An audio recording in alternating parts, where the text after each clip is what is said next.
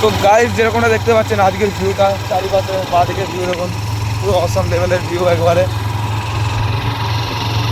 তো এখন আমরা বেরিয়ে পড়েছি, গিয়েছিলাম পাটুলি একটুখানি ঘুরতে, ওখানে চা পা খাওয়া হয়ে গেছে আমাদের। আর এখন আমরা ভাবছি একটু কাটোয়ার দিকে যাব, কাটোয়া মরিঘাটে। তো এখন তো সেই মজা লাগছে আমাদের ঘুরতে, তো চলুন যাওয়া যাক।